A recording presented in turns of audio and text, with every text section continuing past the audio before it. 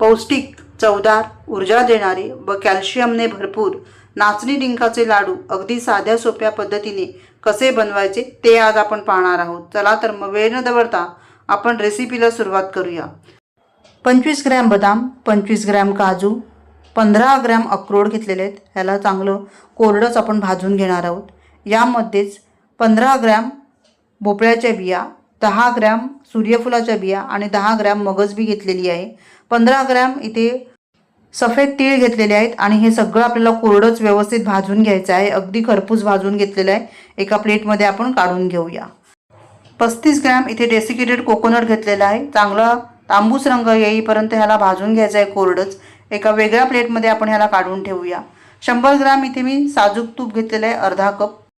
त्यातील 1 चमचा तूप आपण काढून घेतलेला आहे। प्रत्येकी 15 ग्रॅम सफेद आणि काळे मनुके घेतलेले आहेत, ते चांगले परतून घेतले। एका वाटीमध्ये ह्याला काढून घेऊया।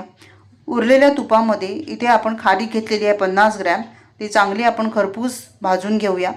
खारीक चांगली भाजून घेतली। आता खोबरं ज्या प्लेटमध्ये काढलं त्यामध्येच आपण ही खारीक काढून घेऊया। थंड झालेले ड्रायफ्रूट्स आपण मिक्सरला बारीक करून घेणार आहोत। बारीक म्हणजे एकदम बारीक करायचं नाही, थोडंसं रवाळ ठेवायचं आहे।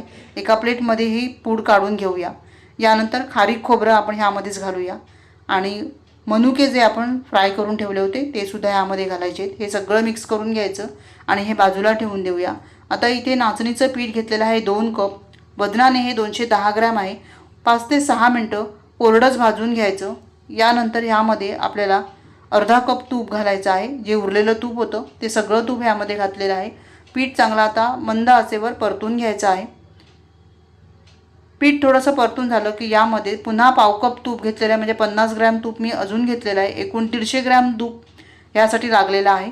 थोडं थोडं तूप घालायचं आहे यामध्ये आणि हे पीठ आहे ते आपल्याला मस्त असं खमंग सुवास सुटेपर्यंत भाजून घ्यायचं आहे। पीठ चांगलं भाजून झालं की यामध्ये 25 ग्रॅम मी डिंक पावडर घातलेली आहे। आता हे सगळं व्यवस्थित मिक्स करून घ्यायचं आणि आता थोड्या वेळाने डिंक बघा चांगला फुलला जाईल। पीठ चांगलं भाजून झालं की यामध्येच 1 कप गूळ घालायचा आहे। वजनाने हा 150 ग्रॅम गूळ आहे आणि हे सगळं व्यवस्थित मिक्स करून घ्यायचं आहे। गूळ चांगला विरघळला पाहिजे। गूळ विरघळला की आपण जी ड्रायफ्रूटची पावडर करून घेतली होती ती सगळी पावडर ह्यामध्ये घालायची आहे आणि चांगलं मिक्स करून घ्यायचं आहे।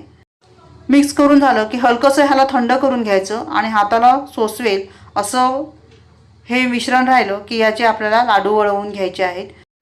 मस्त खमंग कुरकुरीत असे हे लाडू तयार होतात। मात्र मिश्रण गरम असतानाच ह्याचे लाडू वळवून घ्या। रेसिपी आवडली तर व्हिडिओला लाईक करा आणि चॅनलला सबस्क्राईब करायला विसरू नका। धन्यवाद।